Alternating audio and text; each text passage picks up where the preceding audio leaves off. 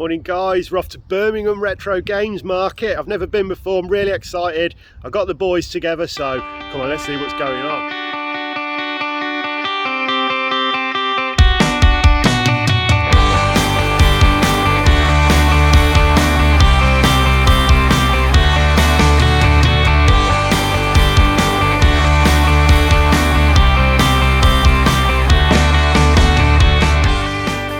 So here we are at the gaming market at the Custard Factory in Birmingham, and the first thing you can't help but notice is just how rammed it is in here.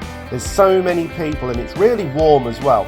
What we decided to do was a quick lap or two while it was busy, and then actually get out there for a little bit of a half-time break and have a couple of beers, and then go back in once it had calmed down. Now it's kind of my own fault because we did have the opportunity to get early bird tickets, but I hesitated and I didn't buy them in time. I believe they only sell around about 500, but trust me, it'd be well worth your time trying to get hold of one of those. But the things on offer here are absolutely incredible, and it's just amazing to look at some of this stuff. I mean, there's just retro games everywhere, magazines, consoles, the lot, everything you expect from a gaming market, to be quite honest. There was some bargains. We just went past a Sega Game Gear there, and I do regret not picking it up. In the back you could just see a Lynx as well, something else I was after, but I'm not particularly a collector of boxed consoles, so I decided to leave that one alone. But yes, the Game Gear I do regret. Here we are having our half-time beers. It's a lovely day in the sun, and it's definitely nice to take a break. When we get back in, you might notice it's definitely calmed down a little bit. There's Joe Fox from the Retro Hour podcast there. My friend Mike buys cool borders too off him. I think he's looking at that now, just checking the quality of the disc. And yeah, he does decide to take that away from Joe, who was selling part of his collection. There's just so much to look at in here, and honestly, you could just spend hours, which we did. Literally spent all day. It was an absolutely fantastic day, guys. So I'll leave you with a little bit of music, and I'll see you back in the games room in a moment, and I'll show you what I actually picked up from the market.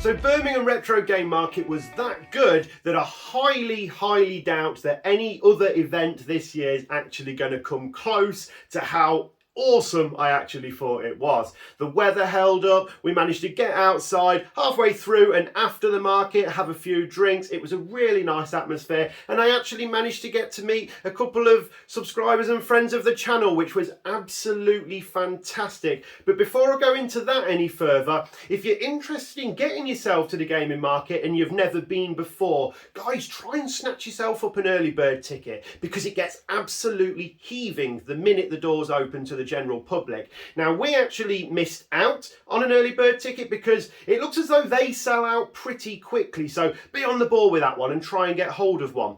The way we approached it was we dived round as fast as we could to try and snatch up any bargains when it first opened, but it was rammed. So we ended up going out for a couple of hours, having a few drinks in the sun, and then going back in after it quietened down. And it was a much more relaxing and absolutely lovely atmosphere, albeit all the bargains had been snatched up, or at least most of them. But honestly, guys, it comes highly recommended. Birmingham Retro Game Market is an absolute win.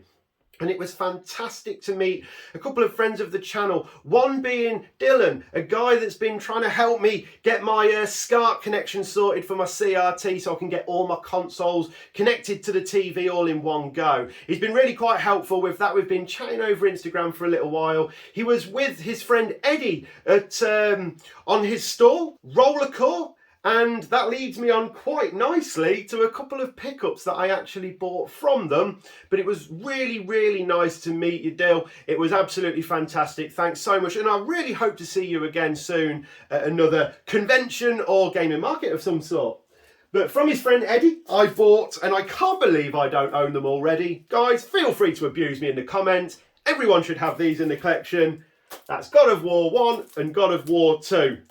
So thanks so much, Rollercore. You saved me. I finally have two absolutely epic PlayStation games in my collection. Again, I just can't believe that it's took me this long to get them. But the original God of War, he wanted £18, lovely condition. And then God of War 2 wanted £15, also absolutely lovely condition. He let me take both away for 30. So both of you, thanks ever so much, and I hope to see you both again real soon. Anyway, let me show you a few imports I've actually bought. Now, yeah, I know, I can't play these on my consoles, but they were that cheap that they will make stunning pieces that is going to sit behind me. They just look great. And what more iconic than Dragon Quest 1 and 2 for the Super Famicom. So again, completely appreciate I can't play them, but what an iconic game. And as I am a massive fan of my RPGs, Final Fantasy, as you know, I was not going to leave that behind for £3. Also, Romancing Saga 1 and Romancing Saga 2, both for only £3. How epic. God, I love Squaresoft. Just as a company, I just think pretty much everything they touch I just find iconic. I am definitely starstruck whenever I hear of anything to do with Squaresoft. So there you go. Couple of nice little additions there. And it continues, guys. Japanese import. Final Fantasy Tactics for £14 in absolutely impeccable condition. I mean, it's just stunning. So I am so pleased to add that to the Final Fantasy shelf. And I also have two more. We have Chocobo no Fushigi Dungeon, which is, of course, Chocobo's Dungeon. Also a Japanese import. That was £8. Now, I was watching one of Joe Gaming Girlie's videos, and she took a motorcycle ride to Brighton and had a look around a retro game store there. And that was in the shop. I remember seeing her flick through a basket and it being in there. And I was this close to getting the motorbike out and taking a ride to Brighton myself to see if they still had it. And I may still do that, but not for this, because I managed to find it at the gaming market, along with the sequel, Chocobo's Dungeon 2. Also, goes without saying, I believe at this point, a Japanese import. That one was £20, where that one was 8, that one was 20. So quite pleased to have both now, the full set for 28 quid. Over the moon. I just love expanding the Final Fantasy collection whenever possible, and it looks as though I'm at the point now where it's becoming imports to actually do that. Anyway, we have a game now that's not an import. Everyone watching this video will have heard and probably played Command and Conquer. Maybe not for the PlayStation 1, but I don't have it, and now I do. So I'm absolutely over the moon. It doesn't come with a manual. It was 15 quid. The discs are in superb condition, and I'm really looking forward to diving into Command and Conquer again. Now I'm on the lookout for Red Alert. There was copies of Red Alert there, but one at a time, eh? Anyway, now anyone that's been watching my retro game shop tours may have realised that I've been after this particular RPG for the Mega Drive for a very long time. Now, there's not many RPGs on the Mega Drive, as I'm sure most of you know, but this is a good one. An absolutely fantastic one, and I used to own it years ago as a kid. Now, I was walking around a Comic-Con in Birmingham and I found a copy with a manual for 70 quid about 5 years ago, and I walked away and I didn't buy it, and I feel an absolute idiot even now. It was a mistake, but I wasn't going to make that mistake again. Unfortunately though, it does not come with a manual. Originally he wanted £55, but he let me have it for £45. Now, in my mind, for a copy of Landstalker, The Treasures of King Noel, that is an absolute steal. I will be saving eBay searches in hope to maybe strike gold and find a manual for it.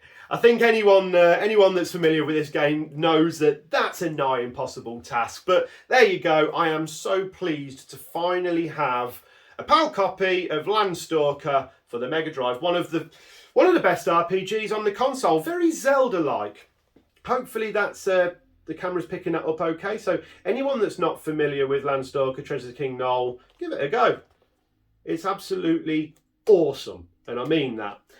So yeah, Birmingham Retro Game Market was phenomenal. We thoroughly enjoyed it, and we'll definitely be going back again next year. So guys, thanks so much for watching. Click this video to check out my games room tour if you've not seen it already. Had an epic time making that. Take care of yourselves, and I'll see you again real soon.